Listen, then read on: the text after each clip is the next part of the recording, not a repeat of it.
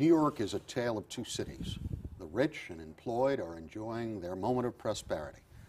But then there are the poor who struggle with a lackluster job market, inadequate health care, and substandard or no housing at all. I'm David R. Jones, president of the Community Service Society of New York, a nonprofit organization that has been working to improve the lives of poor New Yorkers for more than 150 years. Today, we'll take a look at the most pressing problems facing those left behind by the Wall Street boom. Our guest is C. Virginia Fields, Manhattan Borough President and the city's highest-ranking African-American official. Welcome, Virginia. Thanks, It's really nice to see you again. Thank you. Well, let's start at the top. I know that in the news over the last weeks and months, we've been looking at the public education system of the city of New York. There are all sorts of proposals flying around to perhaps do away with the old Board of Education. What's your take on all this? Well, first of all, it's really interesting in your introductory remarks you mentioned a tale of two cities. And that's really the takeoff I've taken or looking at as it relates to Manhattan, because we really have a tale of two boroughs right in this one borough. And what I've said is essentially what you've stated, that with the boom on Wall Street, etc., and with Wall Street being in Manhattan, we're still seeing neighborhoods in Manhattan that are not benefiting at all, primarily northern Manhattan and the Lower East Side. So we're working in all of these areas to try and bring about change and increase employment, improve the schools. And I've spent a great deal of time over the last year in schools. While we have a tremendously long way to go, there are a lot of really good things happening in the schools. We've got some really dedicated principals in some of these schools, teachers and students who are learning beyond what we hear on a daily basis. So the recent debate about abolishing the Board of Ed and creating a Department of Education with a commissioner appointed by the mayor and confirmed by the city council, I think would be a grave mistake. Because I think that the Board of Ed, because of its complexity, over a $8 billion in expense budget and over $7 billion or so in capital budget, you're looking at a $15 billion budget over 1 million children. It's a very large and complex system. Have we made some gains? I think with the governance reform that was voted upon by the state legislation back in '97, we clearly have made some gains, but we need to give it a chance to work, because some of the changes made in that governance reform still have not kicked in. For example, school-based leadership teams.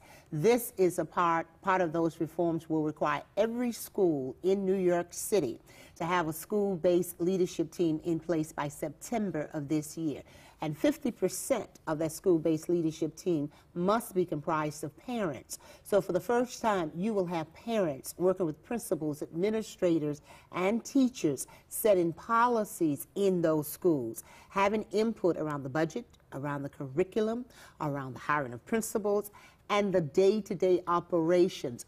These reforms, I think, are critically important, and it relates to the issue of accountability, and it relates to many of the other changes that have been made. So we've not really seen them take hold, or I should say, the effect of the implementation, the outcome of the implementation. But in your view, couldn't a commissioner just follow those through? No, I think that a commissioner, in my view, really makes it much more political, because a commissioner will be directly beholden to a mayor and a city council, i.e., this mayor wants vouchers.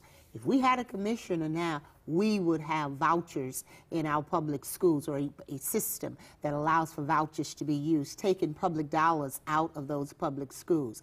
So I think that the accountability is very different. We know, and I have said this publicly, and I certainly see it and I believe it, this mayor has control of the public schools already.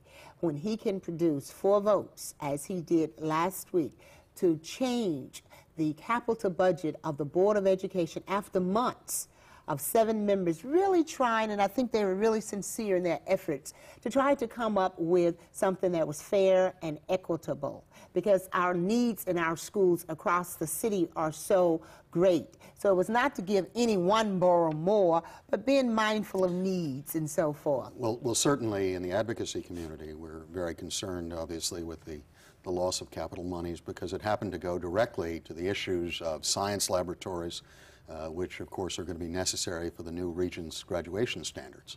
And Exactly. we're all fearful of that. But I think it's also tied into the notion of school reform, social promotion. Because our ability to implement social promotion, and in New York City, it would impact potentially 300,000 students immediately would be left behind. And if we don't have sufficient space now, and those students are left behind, and more students are coming into the system, and we do not have the capital dollars to create additional classroom, all of those factors have to be taken into consideration. And that's why I think it's really unfair for this debate to move forward as if it is simply about having a commissioner and that's the only thing that would be affected. As you know, I always call it dots and lines, and this dot connects to that dot and so forth. Well, and it's incredible. In a related, but not directly related field of mayoral control, the Health and Hospitals Corporation. Obviously, I served on that board. There were concerns and remain concerns about how that's going to fare in the years to come, certainly to the end of the Giuliani administration. What is your take on what should be done on Health and Hospitals Corporation? Well, as you very well know, in your former days as a member of the board and in my continuing fight to help save public hospitals, I'm really dismayed with the governance structure of the health and hospital, because it is totally under mayoral control, and the members there and their votes are straight down the line in terms of what the current mayor basically wants to see happen. And as a result, we have seen cutbacks, we have seen layoffs, and we have seen a reduction in terms of the use of services at the public hospitals. On one hand, we've seen a reduction, but on the other hand, because of the increased number of uninsured, and they know that by going to a public hospital, they will be serviced, we're seeing an increase in that population. So you're seeing an increase of the population of the uninsured, but without the range of services and staff in some of the public hospitals in order to meet the needs. Well, that's clear. And at HHC, for every uninsured person they see, they only get 25 cents back on the dollar. But obviously, it's going to get worse now. I mean, with welfare reform and the people losing their Medicaid, absolutely, whether intentionally or as a byproduct of cutting down the rolls, this could be a great problem. But what I think is going to be important for Manhattan and other boroughs is the enormous number of legal immigrants who aren't going to be covered by anything. Exactly. It's more than 100,000 new legal immigrants a year in New York. And we're seeing already, David, in terms of the urban centers and the issues that we're facing with respect to cutbacks in health care and the problems with education, we're seeing that impact certainly in the hospital with the increase in number of immigrants, the number of uninsured. There is a bill in Albany that was introduced, and actually I think it's been introduced now over the past couple of years by Assemblyman Al Vann, that calls for a change in the governance structure of HHC that would lessen the control by any one person, specifically a mayor, in terms of the governance board, believing that the kind of decisions that need to be made by those board members would be more open and would be fair.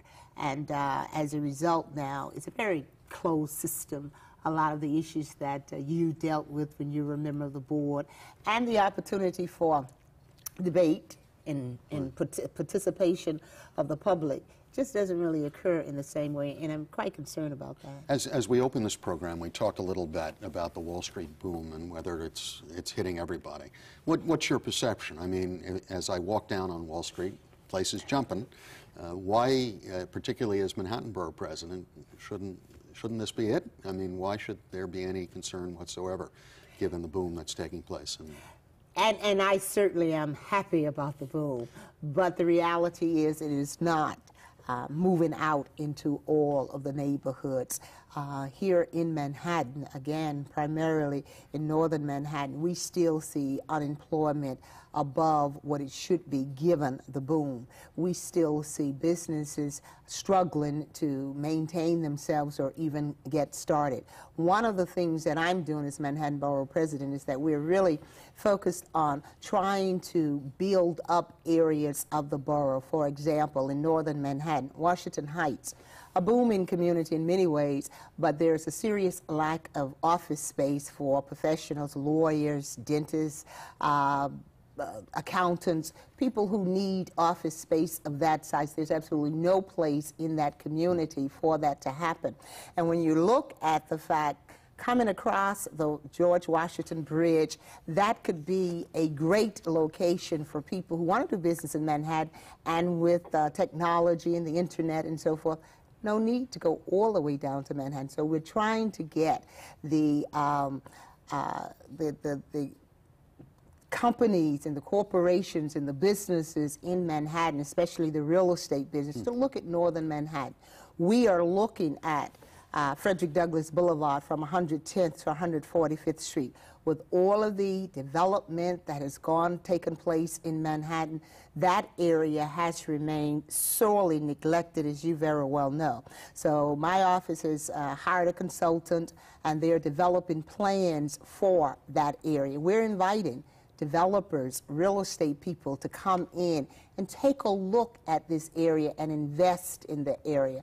So in an effort to help areas that have been sorely neglected to benefit from some of this boom, we're taking the initiative. And we're doing the same thing on the Lower East Side.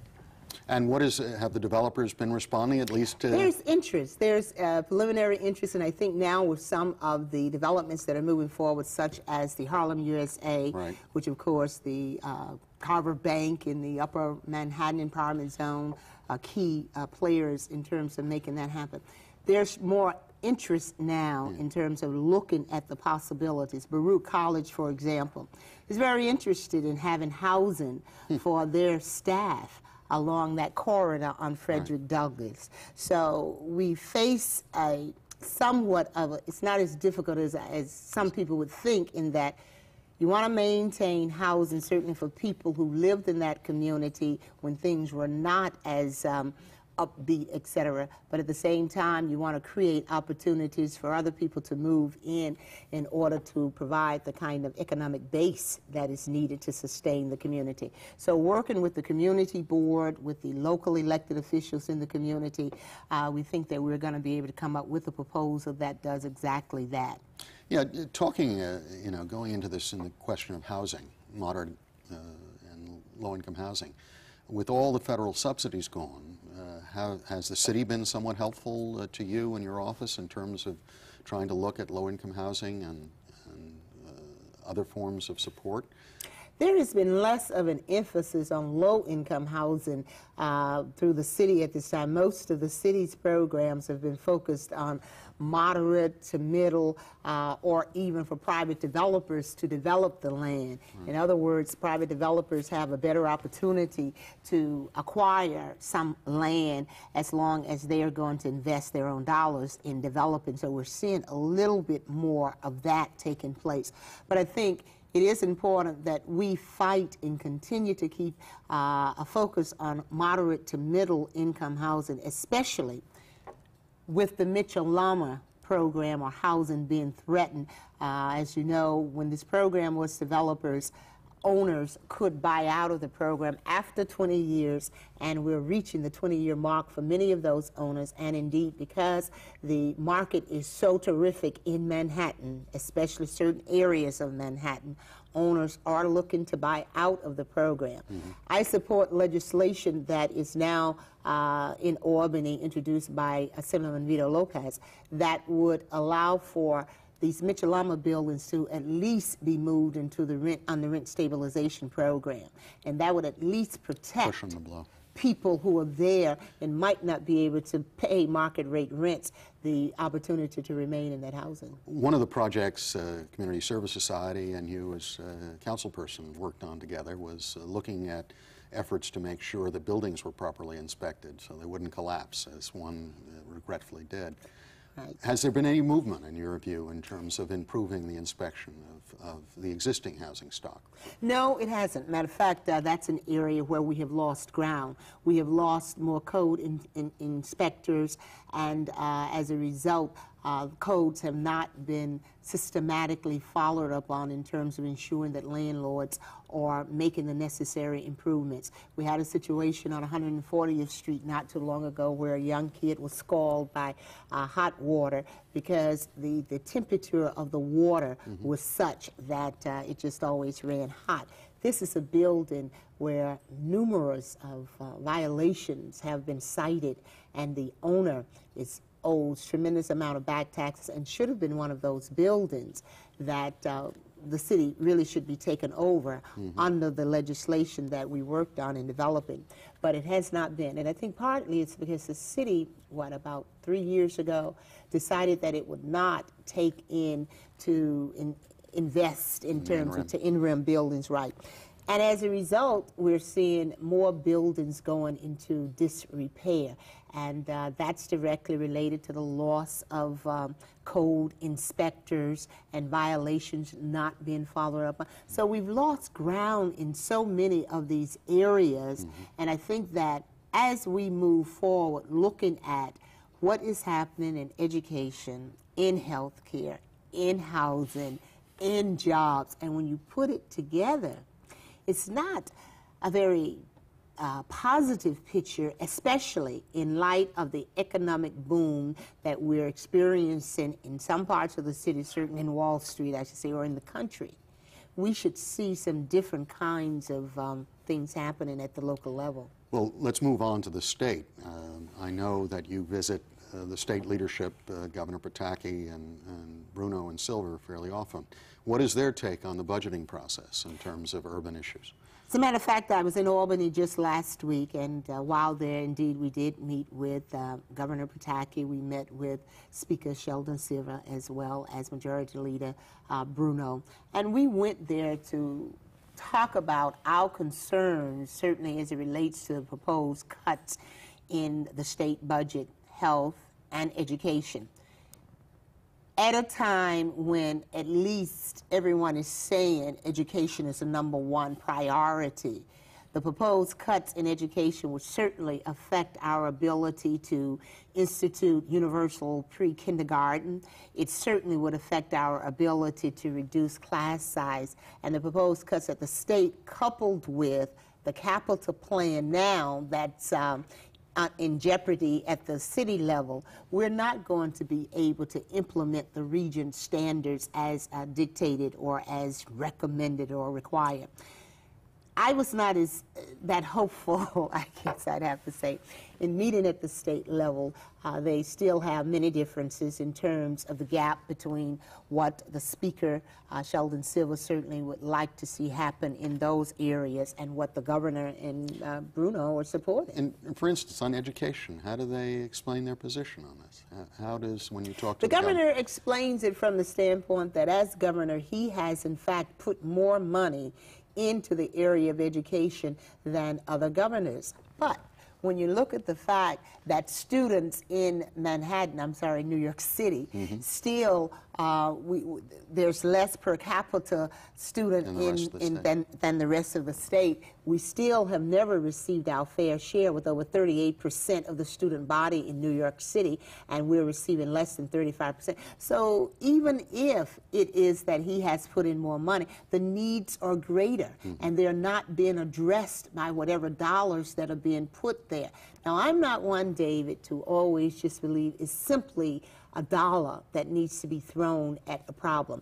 But because our public school system has been allowed to deteriorate for so long, it requires heavier dosage of money up front in order to address this problem. Then we can begin to level off. Well, certainly on the capital side, I'm struck that there may be arguments of whether we have an efficient system in terms of principals and teachers.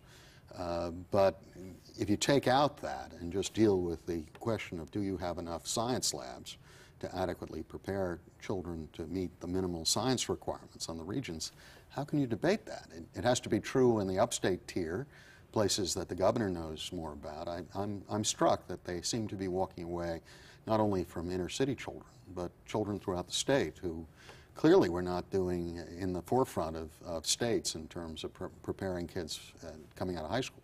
And also, in addition to the science labs, looking at the use of technology, because the proposed capital budget now before the city anyway would eliminate all technology, our ability to buy all technology over the next 5 years. That, to me, I think is incredible. So we talked with the governor, the speaker, and the majority, and we certainly talked about the proposed Medicaid cuts with the growing number of uninsured. Yeah, well, let's talk. I mean, healthcare, if anything, is an industry in Manhattan. Yeah. It's the healthcare industry. What's going to happen, obviously, both with the teaching centers, voluntary hospitals, and, of course, my own pet project, which is the Health and Hospitals Corporation. How is it going to go, and what was your reading when you talked to the leadership? The thing that I find absent in most of these discussions, David, is seemingly what we're talking about now, analyzing, looking at where we are, where we're going, the population that needs these type of services, the immigrants, the uninsured, and the growing rate of this particular population. The two are not being put together. So the governor's position, again, is that the cutbacks, as it proposed in Medicaid, will, in fact, allow for some more different things to be done in the area of healthcare without specifying them, but this is a part, I guess, of the ongoing discussion and debates that they're going to be having. They're not wanting to get caught up in their negotiations today, because I respect the integrity of the institutions to do that. So it was to share with the governor and the other leaders the impact as we see it, and to take that into consideration as they, I'm not a politician in that respect, but I think they're making a critical mistake here, because this is not a downstate upstate issue. I mean, clearly when you look at the growth of the uninsured in upstate communities, in rural communities, it's devastating. Who has enough money to deal with even the most simple operation anymore? I mean, an appendicitis can run $40,000. What person working on a rural farm or doing small business can afford this? And this is why I said I'm concerned, because those type of assessments and analyses are not going hand in hand, seemingly, with decisions being made around the budget. And I think that that is something that academia, advocacy groups. Was there any positive news from these guys? Was there anything coming out that they seem more willing to look at? Well, I think that's probably why I told you the purpose of my being in Albany was to share the concerns from the perspective of our analyses and assessments of the impact that these proposed cuts would have, especially in the area of education and health care. But there was nothing positive coming from the standpoint of saying, okay, we're going to make sure this doesn't happen. As I said, the discussions are going on, and obviously there's much more deliberation and negotiations that would have to take place. One bright thing, I guess, came out of the meeting was that I'm certainly giving leadership to the whole issue of the Second Avenue subway, because the Second Avenue subway is a real necessity, certainly here in Manhattan, with over 190,000 or so more residents on the east side within the last 15 or 20 years. And our ability to access lower Manhattan, where all of the boom is taking place, we need a better and improved and expanded infrastructure. The Lexington 4, 5, and 6, as you know, is the only line that covers the east side. Right. So we're pushing for the Second Avenue subway, and key to that is having the MTA include monies not only for design, but the beginning stages of construction in its 5-year capital plan, which must be voted upon in October. The governor supports that very much and said that he hopes to be able to help move that project along. In a totally different area, the issue has been raised, obviously, particularly over the last months and weeks, over the issue of police brutality. and its impact on the African American, Latino community. What is your take on where this stands now? Are we going to get reform in the police department, or is it appropriate to keep up pressure? What is your view as Borough President? Well, last week recently I met with Mayor Giuliani along with several members from the City Council, State Legislature, and Congressional representatives.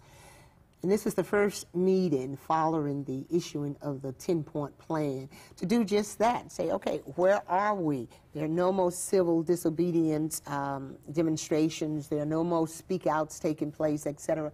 But we cannot feel comfortable that significant reforms and changes have taken place, and my office is contacted almost daily from constituents wanting to know, well, what has happened since then?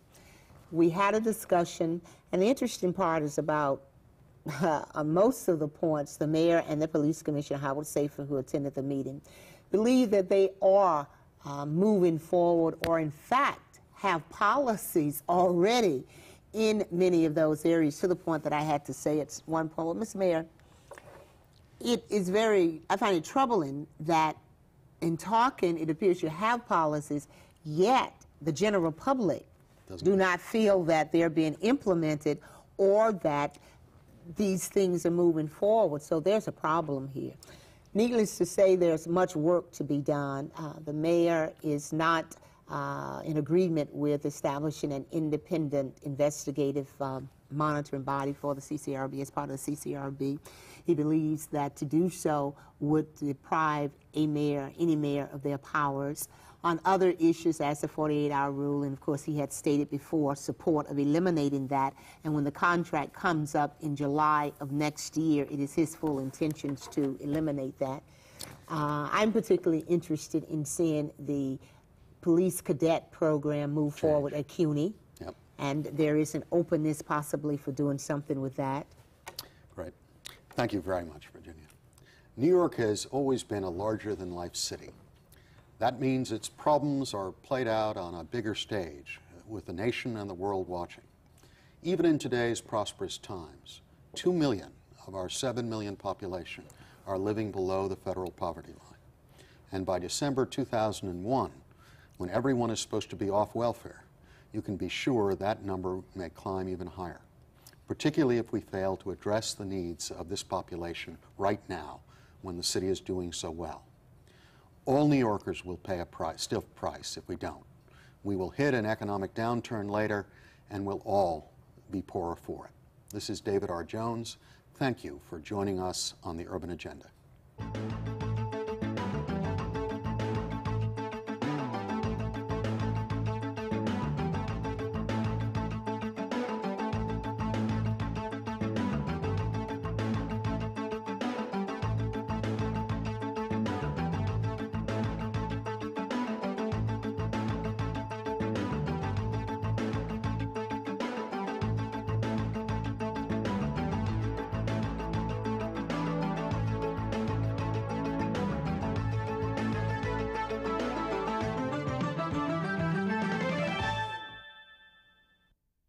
To comment on the Urban Agenda or for more information on CSS, contact Community Service Society of New York, 105 East 22nd Street, New York, New York, 10010.